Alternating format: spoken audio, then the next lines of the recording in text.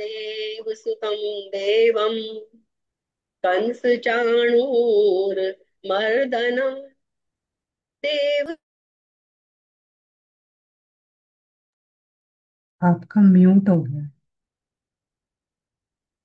Hello. Mute हो गया। Hello. Mummy आपका म्यूट हो गया, अनम्यूट रख लीजिए।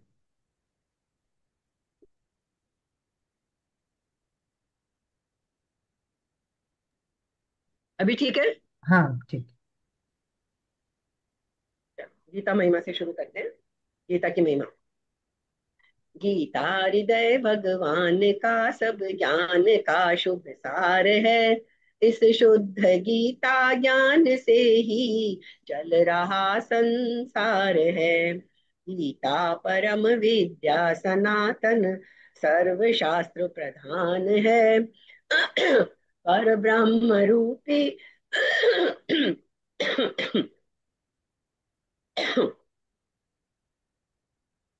मोक्षकारी नित्य गीता ज्ञान है।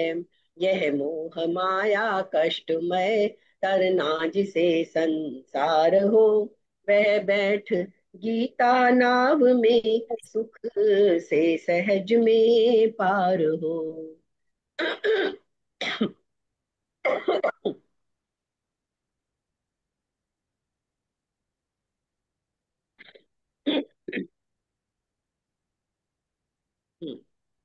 चलिए स्टार्ट करते हैं हम।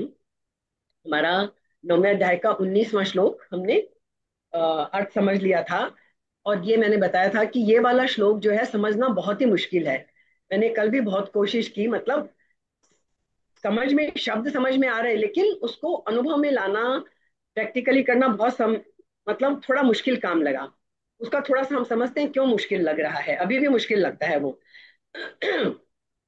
इस 19वें श्लोक में क्या कह रहे हैं वो, कि हे अर्जुन, संसार के हित के लिए मैं ही सूर्य रूप से तपता हूँ। मैं ही जल को ग्रहण करता हूँ, और फिर उस जल को मैं ही वर्षा रूप से बरसा देता हूँ। और तो क्या कहूँ, अमृत और मृत्यु, अमृत भी मैं हूँ, मृत्यु भी मैं हूँ।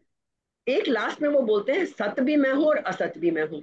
तो बड़ा मुश्किल हो जाता है हमारे लिए बात समझना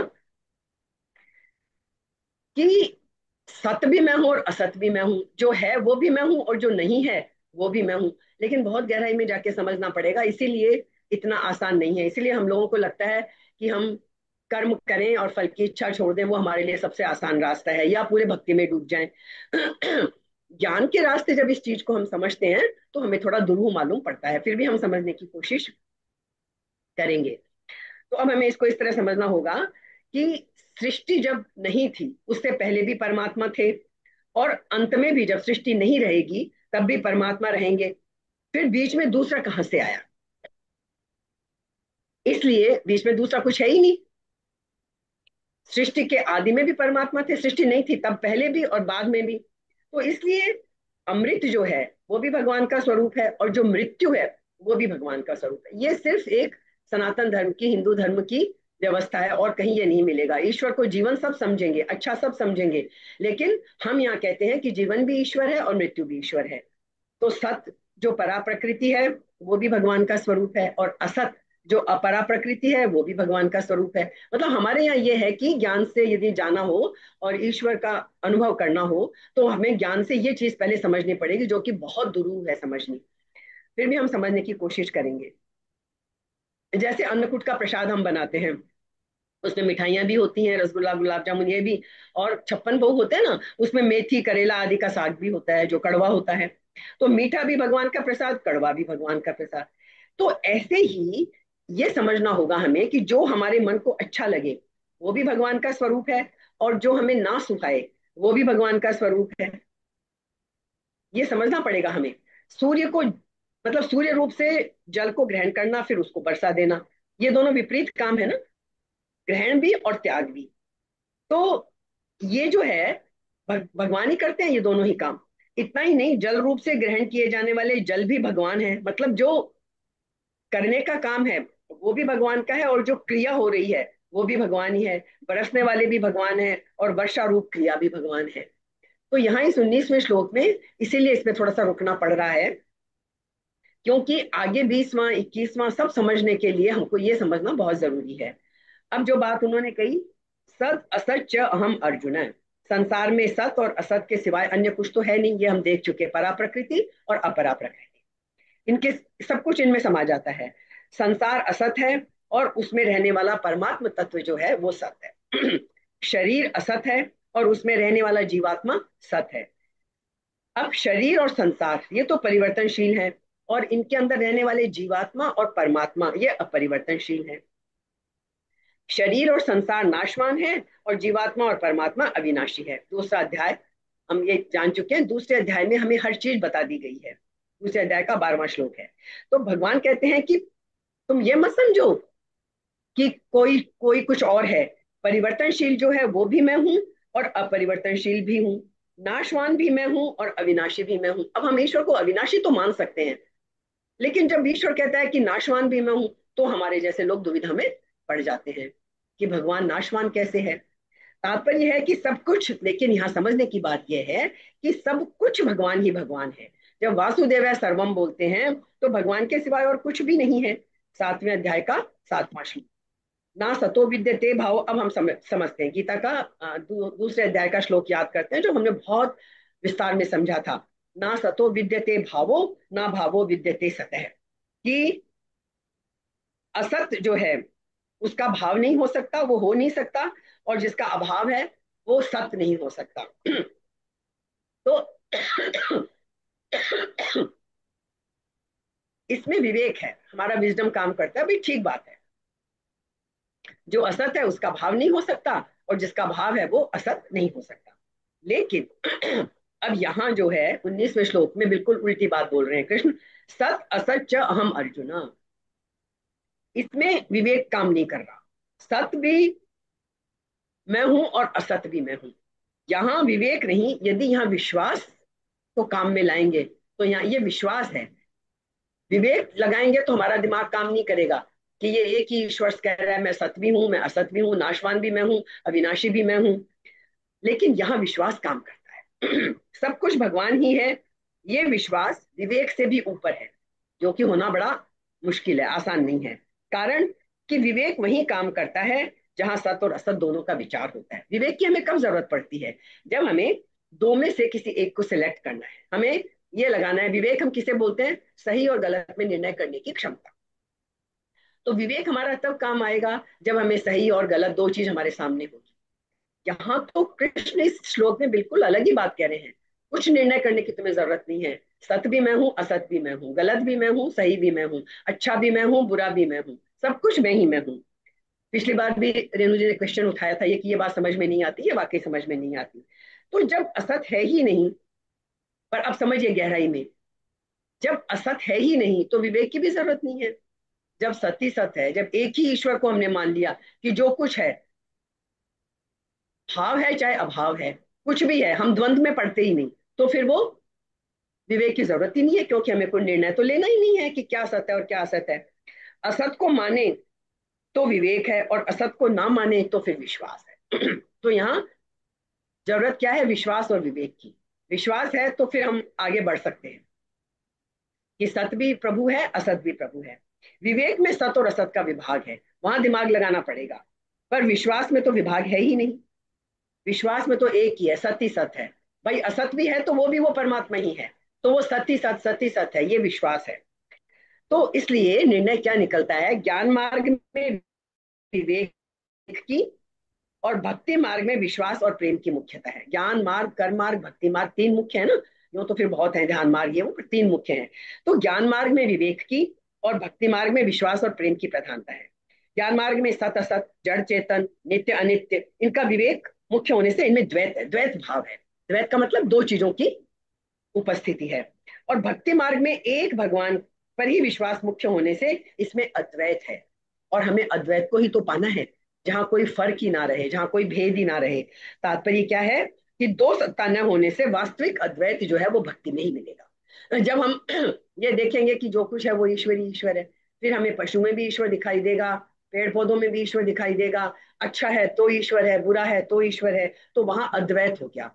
द्वंद्व नहीं है। और गीता का सारा सार यही है कि हमें द्वंद्व से ऊपर उठना है। गीता ये नहीं सिखाती कि द्वेष से ही ऊपर उठो, द्वेष छोड़ दो। गीता तो कहती है राग से भी ऊपर उठो, दुख से ही दूर नहीं रहो, सुख से भी दूर रहो, बुरे से ही दूर नहीं रहना है, अच्छे से भी दूर रहो। गीता तो द्वंद्व से दूर रहने को कहती है, द्वैत से दूर रहने को कहती है। ये समझना है इस 19वें श्लोक में बहुत अच्छी तरह से। ज्ञान मार्ग में क्या करता है साधक? असत का निषेध करता है, कि सत असत का निषेध करता है। पर निषेध जिस चीज का हम करेंगे, इसका मतलब कि उसकी सत्ता तो है ना। निषेध हम किस चीज का करेंगे? यदि कोई चीज है तभी तो उसका निषेध करेंगे। तो असत की सत्ता का भाव बना रह सकता है ज्ञान मार्ग में। साधक असत के निषेध पर जितना जोर लगाता है ज्ञान मार्ग में, उतना ही असत की सत्ता का भाव दृढ़ होता चला जाता है। इसलिए असत का निषेध करना उतना अच्छा नहीं है, मुश्किल पड़ती है ज्ञान मार्ग में, इसीलिए मुश्किल पड़ती है। असत का निषेध करना उतना बढ़िया नहीं है जितनी उसकी उपेक्षा कर दो। सोचो ही मत सत क्या है, असत क्या है।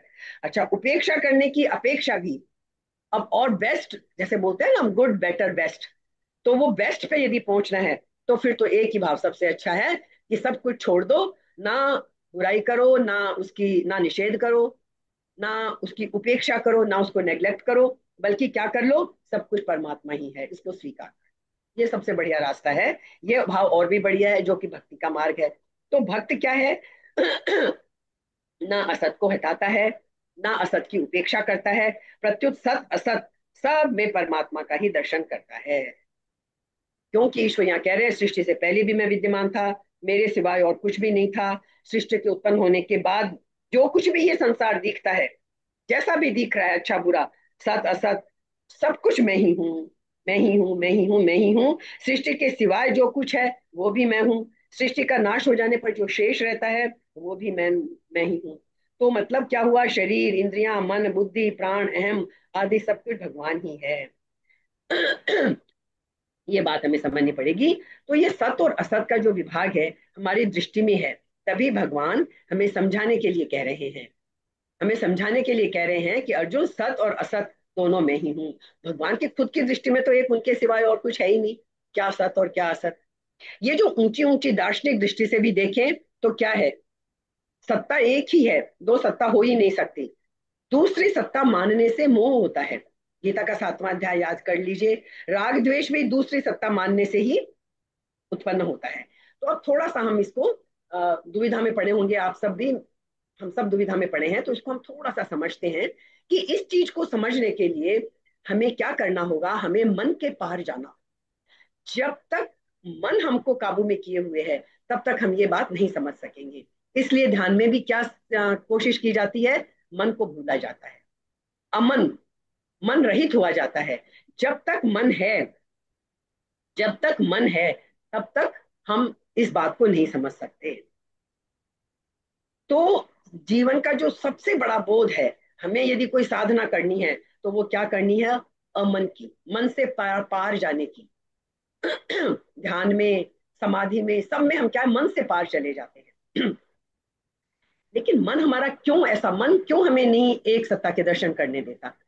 क्योंकि आप अच्छे से समझ लीजिए, साइंस से समझ लीजिए, मन जो है ना हमारा, वो हर चीज को तोड़ कर देखता है। मन कभी एक चीज को नहीं देखता, मन हर चीज के टुकड़े करके देखता है। और मन के, हमारे पास तो मन के सिवाय और कुछ है ही नहीं। सच्ची बात पूछिए तो ये आत्मा जो हम बोलते हैं ना, हमें कभी आत्मा का अनुभव थोड़ी हुआ है। हमने पढ़ रखा है, सुन रखा है, इसलिए हम बोलते हैं आत्मा है, आत्मा है। असली बात देखें तो हमें आत्मा कभी दिखती तो है नहीं। हम तो वो ज्ञान मार्ग से रास्तों पे चल चल के समझते हैं कि शरीर चला जाता है, फिर भी कुछ रहता है, वही आत्मा है। ये हम समझते हैं ना, समझाने की कोशिश करते हैं, हमें अनुभव में नहीं आता है। क्योंकि ये मन जो है ना, मन से ही हम सब कुछ समझते हैं। हमारे पास समझने का और कोई साधन ही नहीं है।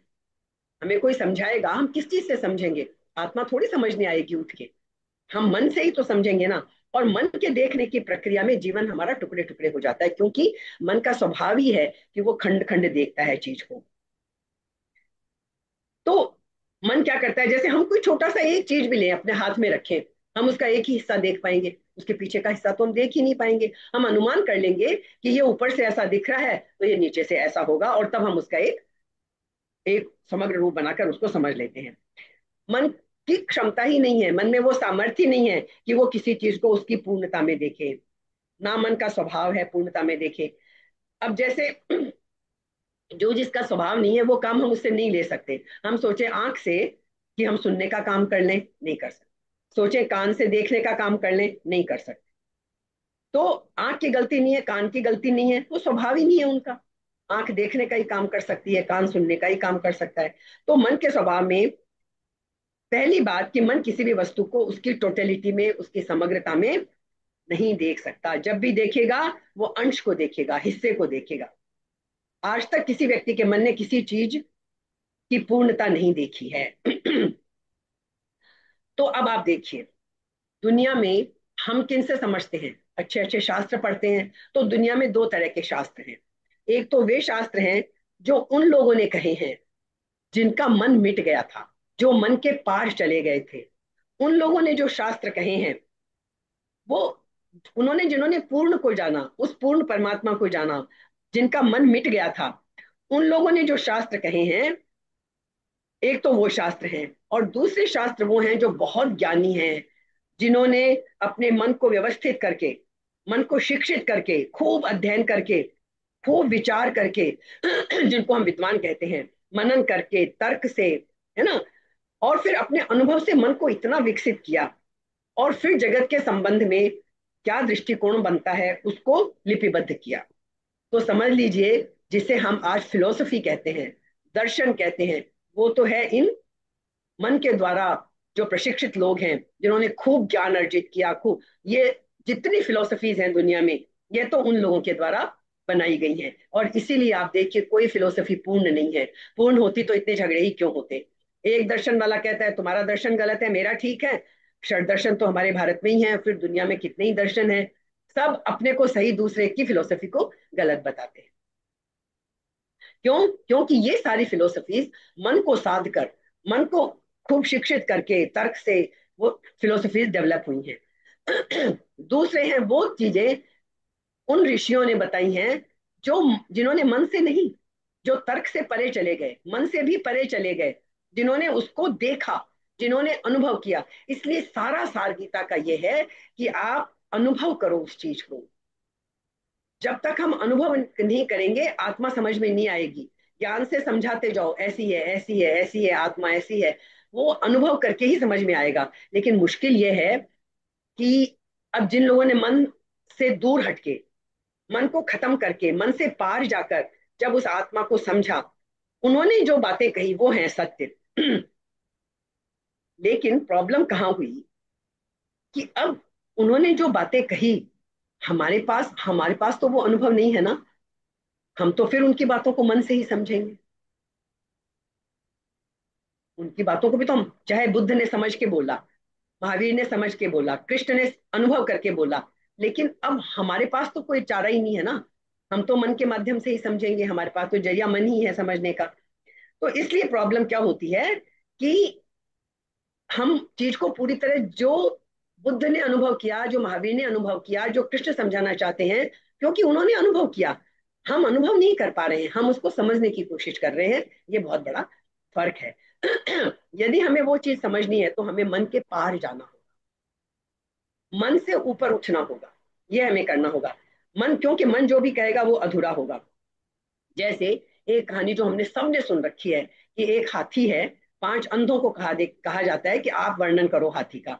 अब वो अंधे छू छू के वर्णन करते हैं। जिसने पैर छुए उसने कह दिया हाथी जो है स्तंभ जैसा है। हाथी जैसे महल के मजबूत खंबे होते हैं, क्योंकि उसने पैर छुए। किसी ने कान छुए, वो बोला कि स्त्रियां जो सूप में साफ करती हैं, कान, उसके कान इतने बड़े बड़े सूपड़े जैसे हैं। तो जिसने जिस हाथी के जिस अंग को छुआ, उसके लिए हाथी वैसा ही है। गलत कोई नहीं कह रहा, लेकिन सत्य तो नहीं है ना वो। जो आंख वाला है, जो देख रहा है हाथी को, उसे पता है कि पांचों में से कोई भी गलत नहीं कह रहा, लेकिन वो अधूरी बात कह रहे हैं, क्योंकि उनके पास देखने के लिए आंख नहीं है। इसलिए मन परमात्मा के संबंध में जो भी कहेगा, हम सुन सुन के, पढ़ पढ़ के, क्योंकि हमने अनुभव नहीं किया। इसलिए जितने लोग भी परमात्मा के बारे में बिना अनुभव के बोलते हैं, और जो सचमुच परमात्मा का अनुभव कर लेते हैं, वो एक तरह से मौन हो जाते हैं। वो कहते हैं हम बोल ही नहीं सकते, गूंगे का गुड़ है, हम वर्णन ही नहीं कर सकते। परमात्मा मतलब मन से हम कह दें ईश्वर है, सच्चाई नहीं होगी उसमें, क्योंकि हमने अनुभव नहीं किया। हम खाली तर्क से समझा समझा के खाली बात कह रहे हैं। बिल्कुल इन्हीं पांच अंधों की तरह से हो जाएंगे हम भी। इसलिए हमने देखा दर्शन आपस में लड़ते रहते हैं। हजारों सालों से मनुष्य बहुत तरह के दर्शन शास्त्र पैदा हो गए, एक दूसरे से लड़ते रहते हैं, तुम गलत हो तुम गलत हो। तो ये वही हाथी वाली बात हो गई। ठीक है। मन जो भी देखता है वो सही जरूर देखता है, लेकिन आंशिक, पार्टली। पूरा सत्य मन के सामने नहीं आता है, और वही प्रॉब्लम हो जाती है। लेकिन जो धर्म है, जो अनुभव करके बोला गया है, वहां विवाद नहीं। तो असली बात क्या है, जब भी कोई धर्म जन्म लेता है, बुद्ध ने बौद्ध धर्म, तो बुद्ध ने जब उसको बोला वो अपने पूर्ण रूप में था, लेकिन जिन्होंने समझा वो फिर नहीं समझ पाए उस चीज को पूरा, इसलिए बौद्ध धर्म में भी अलग अलग खंड हो गए।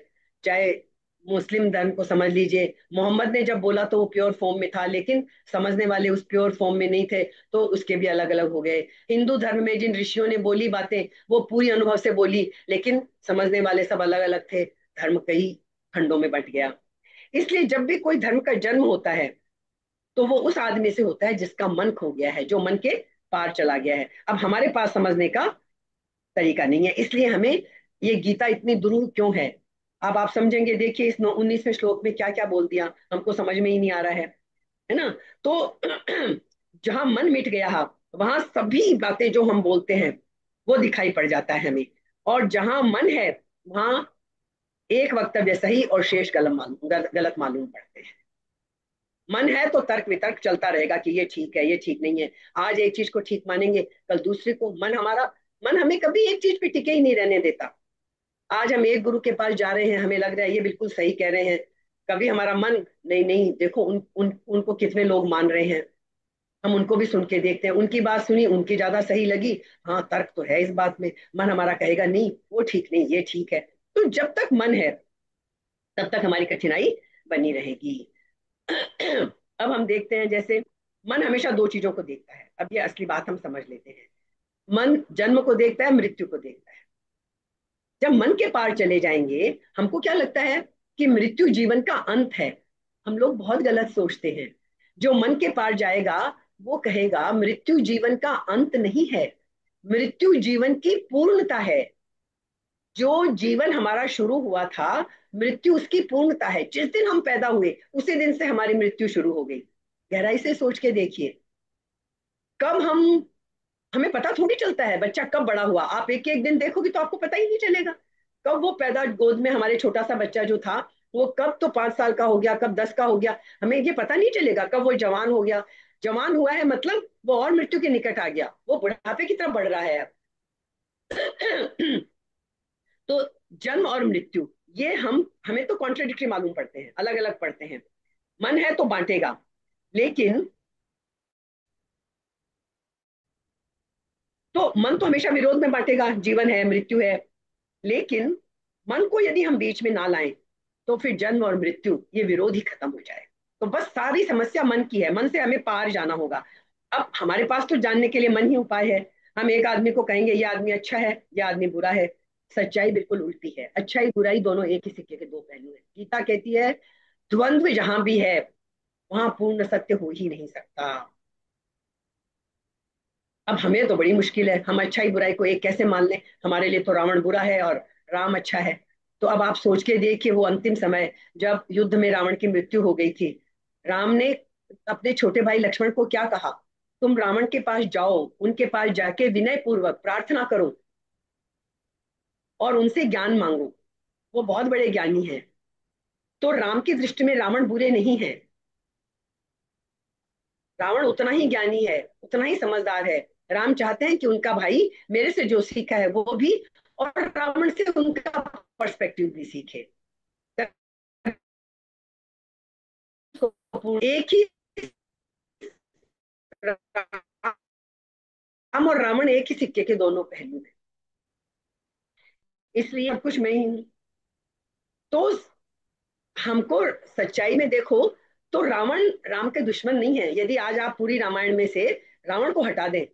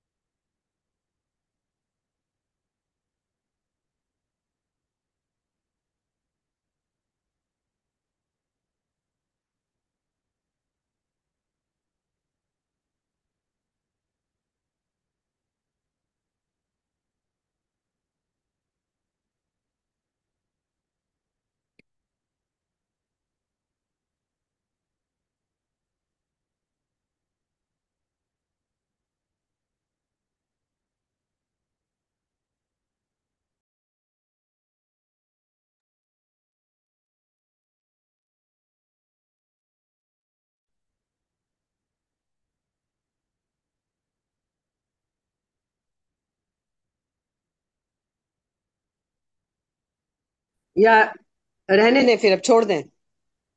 हाँ, आप रहने दीजिए।